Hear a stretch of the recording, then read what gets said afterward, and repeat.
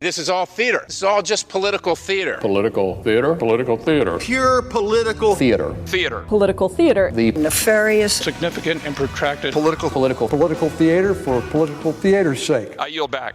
From Washington, this is Political Theater, Roll Call's review of the spectacle of politics on Capitol Hill and across the country.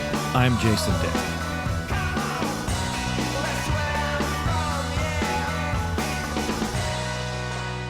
Let's say you want to review the transcript and video of George W. Bush's comments at the 2007 White House Correspondents' Dinner. That's the one with Rich Little. Or double-check President Joe Biden's official schedule for July 7th for the name of the coffee shop he stopped in Harrisburg. That would be Denim Coffee. Or, out of curiosity, see what outlet Hearst had to share a seat with in the White House briefing room in 2022. Cheddar. Yes, there are ways to find all of this on your own, or you can just go to Factbase, the longtime go-to for all White House transcripts, calendars, releases, etc. Their database goes back decades, and it's nicely located right here on Roll Call's own website. With the presidential race getting, somewhat interesting lately, what better time, I thought, is to check in with our colleague Bill Frischling, founder of Factbase, and the distinguished scientist type or something, some kind of title you can give it, Bill. Oh, you gotta stop. You gotta stop with the distinguished scientist. My mom likes it. That's about it. At Roll Call's parent company, Fiscal Note. We're going to talk about some of the things that Roll Call and Factbase are doing in this fairly interesting time in the presidential campaign in 2024. Bill, I think this is your maiden voyage on, or whatever the male equivalent is of maiden voyage. This is the first time you've been on Political Theater. Welcome to Political Theater. Thanks so much. Thanks for having me. I appreciate it. I mean, it's only been 3.5 years. Not that I'm, dragging the cross behind me right now. But let's. It is true. You're just down the stairs a little bit on the 6th floor. But the more formal collaboration between Roll Call and Factbase is really only a couple months old. But before we get into what we're doing together, why don't you just give a quick redo for, I think a lot of the political world knows about Factbase, and certainly a lot of journalists do, but talk about what Factbase is, when you founded it, what you're thinking, what were you thinking when you founded it, what its purpose is, and then we'll talk about what we're doing now with it, with presidential records and transcripts and all that kind of stuff. Well, I could start with the basics, which is my wife would argue I wasn't thinking, because Factbase started with me resigning from my previous position to do it, and then calling my wife to let her know that I resigned. The only time I've ever done that, I think I used up my one get out of being smothered in my sleep free card on that one. So Factbase actually started the couple of minute version, and feel free to dive in if there's any more information you're looking for.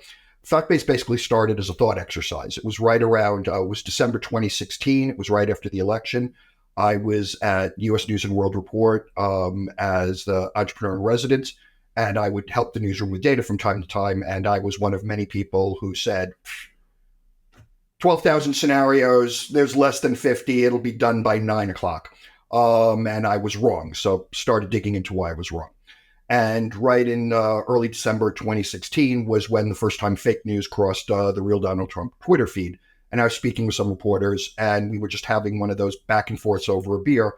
All right, let's pretend this is true. What would be impossible to call fake news? And we kicked it around, and we said, well, you got to hear it from the horse's mouth, can't have any edits. And it's got to be straight, unfiltered, or nothing. We said, great, we've solved fake news. We could all go home now. And then I went home and looked and realized it didn't exist. Fast forward about 5 weeks later, I had given my notice at U.S. News. I had quit my job. I had not gotten thrown out of the house by some miracle. And I was off and running, basically, without sleeping for 5 weeks. Most of what Factbase was, the original intent was, here's a good idea that could actually help. Did somebody say this? What did they say? No opinions, no nothing, no edits. And a lot of technology ended up growing out of that, and we still follow that today, where we will run plenty of analyses, but we let the data talk. There's, my usual line is there's 5 million odd people in the metro area. There's no shortage of opinions. You don't need hours on what the data means, but we can tell you what the data actually says and go through it. And a lot of it was built, a lot of the core of what we're doing today with Stress Lens, with other things, was the first 6 months, to be honest, just back in 2017, trying to figure out how to correctly transcribe, identify Donald Trump, who has some unique verbal characteristics. So to speak, yes. So to speak. Yes. And just, to back up, I mean, this is specifically White House, the occupant of the White House, the releases that come out of the White House, the calendar, the seating chart for the press, Everything. The official schedule, as well as the sort of unofficial schedules, that are kept, pool reports. I mean, everything that has to do with the occupant of the White House itself is in Factba.se. Correct. Our core mission is very specific to the actual resident of the Oval Office, which is canonical. Right. It's president waves at somebody and says, "How you doing?" and walks, and it's on video. Not our place to judge if that has relevance or not relevance. We put it in there. If we can't track it down and we know it happens, we put a reference to it saying, "Look, we know this happened, but we can't find the video or a transcript or anything else." Everything around it kind of grew back from that original mission. Like, okay, well, we need to go through the pool reports. Well, how are we going to keep up the calendar to know what's going on? Well, we need to build the calendar. How are we going to keep up with executive orders? How are we going to keep track of the president? On and on and on. But it all kind of revolved around, if it was, in a nerd joke, there's used to be something called a Steve Jobs org chart, which was a dot and then a whole bunch of lines in a circle around them all pointing in. That mission of every single word the president says is what we live and breathe and obsess over. Right. And everything else supports it. And if we're building it out, it just made sense and kind of grew organically from there. And you started with Trump, but then you also backfilled as far back as you could. I mean, Correct. Like some of your stuff goes back to the Hoover administration. Yes. And we've got random stuff all the way back to Washington. Right. So what we did was, as different things would come up, mostly during the Trump administration, also during the Biden, it was kind of a very early example was stable genius. All right. So we looked at that and said, is there anything we have in our data that we could say, maybe he is a stable genius? And what we landed on at the time was we couldn't do it, which we pointed out, but we can measure vocabulary. Usually there were papers that say, person's vocabulary is an indication of intelligence. It's not, we made the point, it is not the only thing, but it is a factor. And then, okay, great. We ran the numbers for Trump. And then we said, well, okay, is this normal for politicians? So then we just kind of like how everything feeds the central. We ended up going through and loading in all of the, I think it's public papers of the president, corpus presidential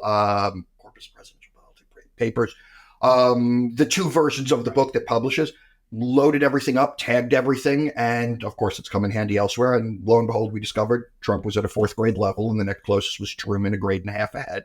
And no, it was pretty unique to him. So doesn't answer the question whether he's a stable genius, but answers his vocabulary was, statistically speaking, a lot more basic than every other president going back almost 100 years. Right. And again, this is not just, this sort of fly-by-night vocabulary test. This is what actually the federal government uses. Correct. Flesh Kincaid. I mean, this is a measure that is used, and whether or not in legislation. Yeah. Right. I mean, again, there's always caveats that you need to put in with different forms of measurement, but this is something that people can point to and say, here's how we measure this. Here's how we measured it. And here is, all things being equal, here's how the U.S. government measures this. So is it the right, personally, my own opinion, are there better metrics? Yeah, there are better metrics. We ran all of those too, and it didn't actually change the ranking, though it changed some of the scores. But this is the government's yardstick. They should, if they want to update it, they can update it. But yeah, if anything, if you ever hear a data person say, I'm absolutely 100% sure, you're probably not talking to a data person. There are always caveats. There are always, and sometimes in nauseating detail, and we probably put more than one person on this podcast to sleep if they've ever read our methodology, but we don't want to miss anything. But that is a good thing to keep in mind. We've got the conventions coming up. People are going to be pretty keyed up. So they can just read your methodology notes in order to rock themselves to sleep. Oh, let's be clear. The first page should usually take care of it on any of them. I mean, if they make it to the second page, they better be working on a doctorate.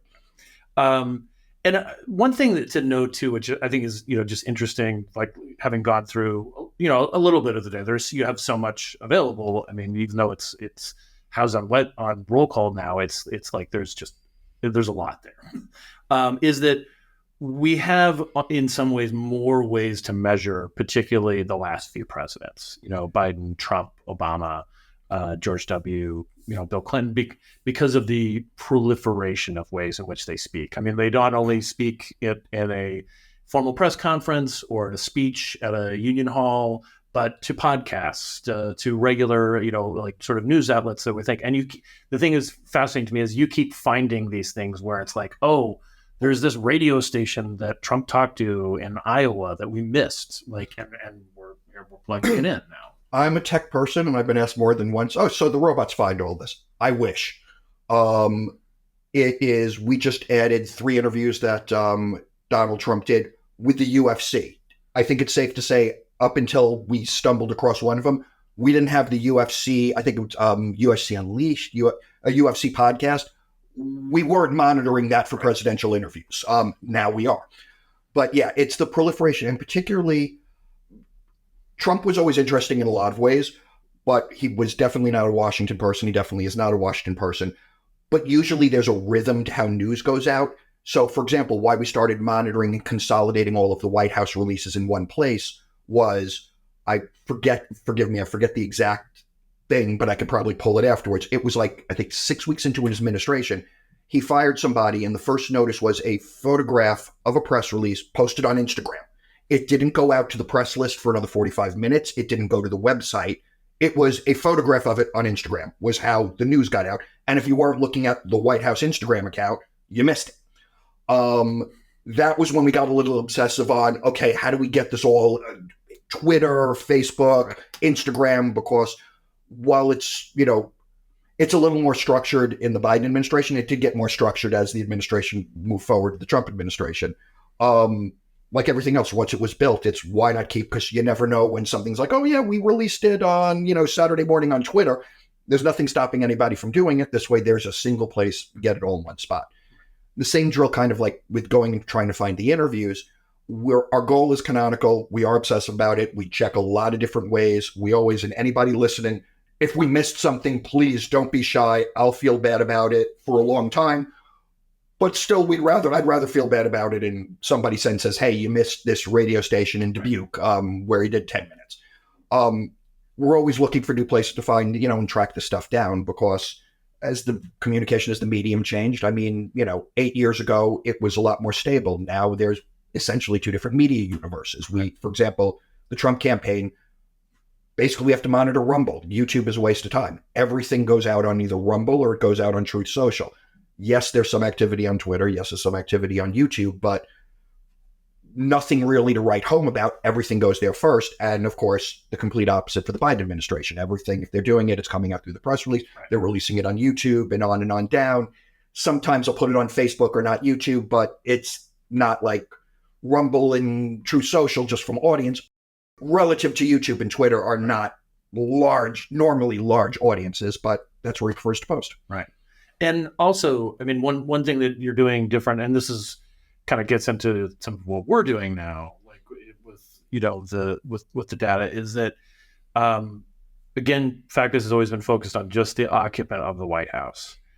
Once it became clear, that Trump was going to be the nominee, for the Republican Party, you started gathering his statements in the interaction since he left office. Correct. So that we would have a complementary set of data and transcripts and things to follow for when Trump was out of office and Biden was in office. So this is the part of the evolution of absolutely of what we've been based. And as we've been growing it, right, going back in time has been interesting. Our goal is when somebody's in office, obviously, if we could achieve it for other time periods, we'd go for it.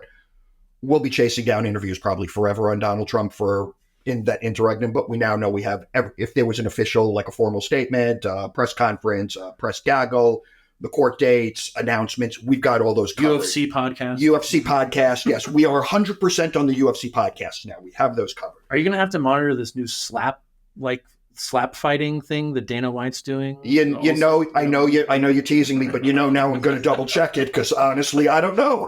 We haven't checked it, but that might be a place.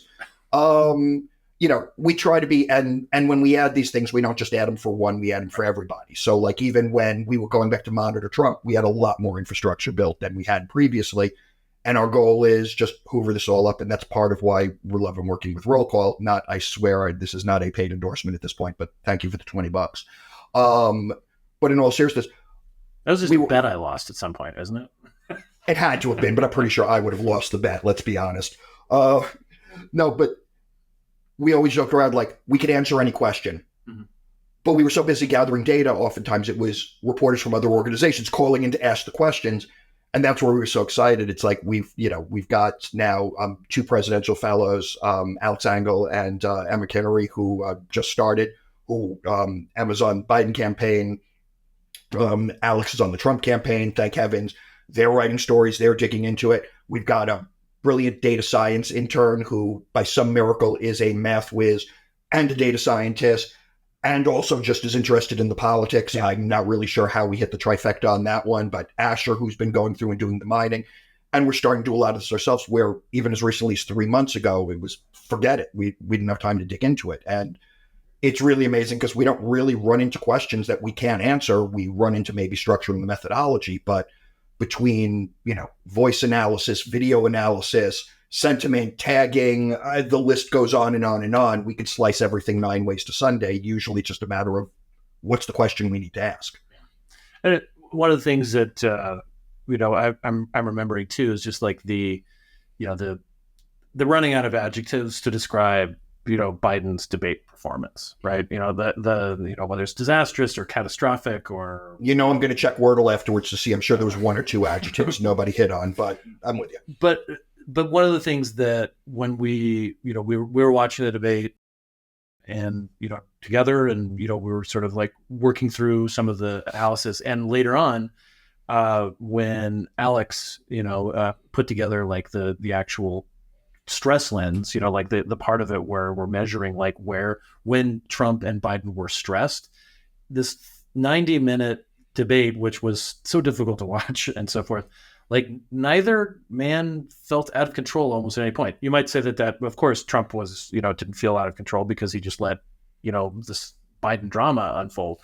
But even Biden, as he was struggling, with words, with being heard and so forth, losing his train of thought, he didn't seem, at least according to the voice analysis that we use, based on their speaking patterns for thousands of hours of video and transcripts, he didn't feel out of control except for like a couple of minutes at a time. And ironically, it was once when he was attacking Trump, which shows him out of his comfort zone. Right. He's not, as much as, there's a place in the world for the angry young man, he's not normally, you could get under Biden's skin a little bit easier, in an odd twist. Usually Trump wears everything on his sleeve for the most part.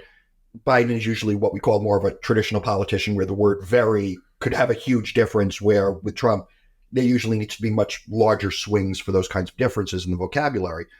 But what's interesting is in watching kind of like the dynamic between the two is Biden sometimes are like, he'll seem angry, but he's not really angry. Like come on, man. Like, yeah, he's a little annoyed, but whatever else. And he was really kind of creeping up there. Trump almost has the opposite reaction, which is, and we've gone through this we've got dozens and probably hundreds of examples in the data. Trump gets real still. When Trump isn't moving, that's when he's angry. And he was in motion the whole time. But yeah, what was interesting about that one is it's the old joke, if you don't have something to say, don't say it. And separate from Trump, the politician, Trump, the person, quiet has never been his friend or his comfort zone. So when he gets quiet, like he's been real quiet here, which is, to be honest, completely out of character from everything we've seen in our analysis the last 40 years. Usually he has absolutely no problem if somebody's, so to speak, knocked down, piling on a little bit. This is unusual for him, and I think it's a reflection of the perception of how bad it was. Like, how bad is it that, in a sense, Trump is leaving him alone? All of his instincts are, if you go, you're ugly, he immediately dives in on your mom, your dad, your family, your progeny. A total New Yorker, or what was it, the Untouchables? You send one of ours to the hospital, we'll send one of yours to the morgue, just substitute New York, the New York way. That's been his style for decades.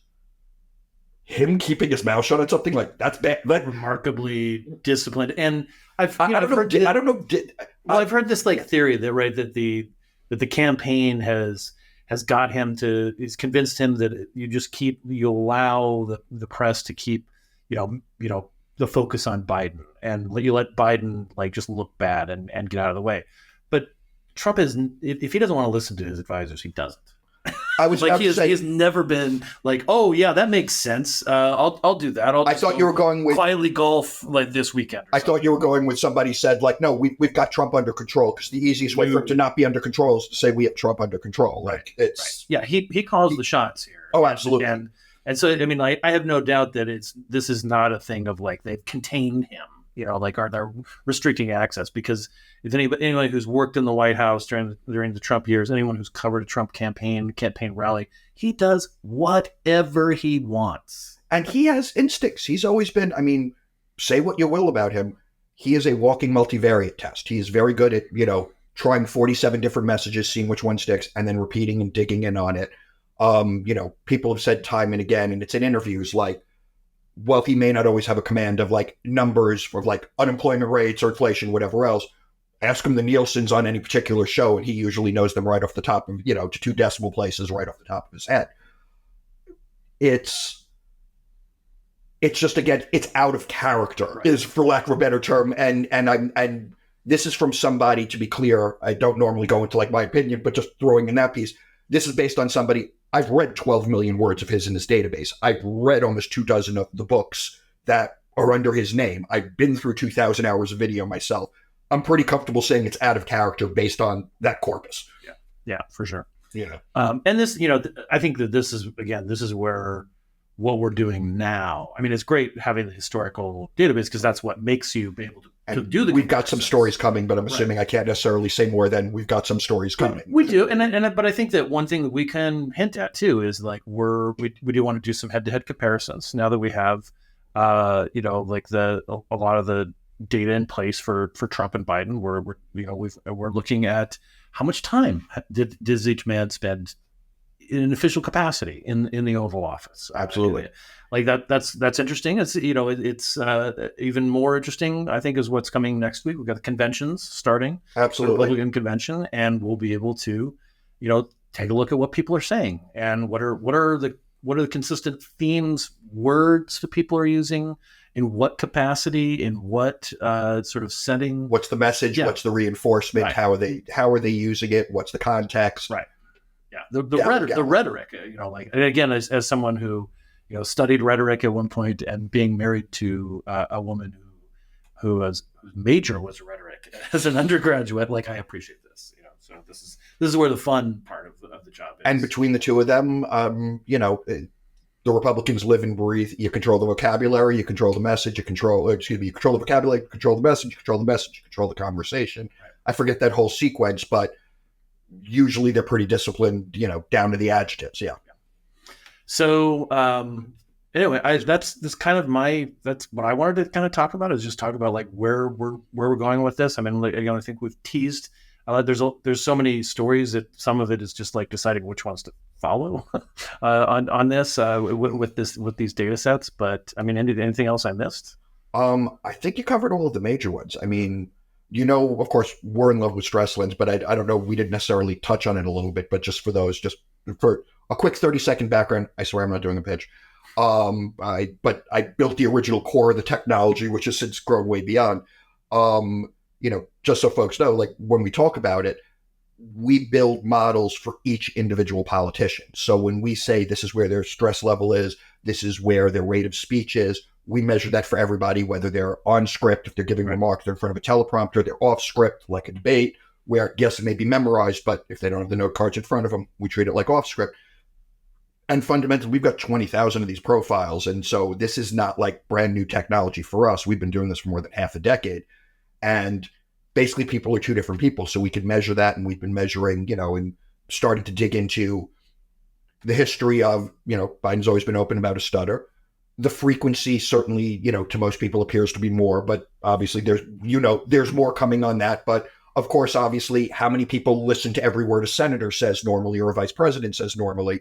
He's only really been tension basically when he's been in office in his late 70s and early 80s.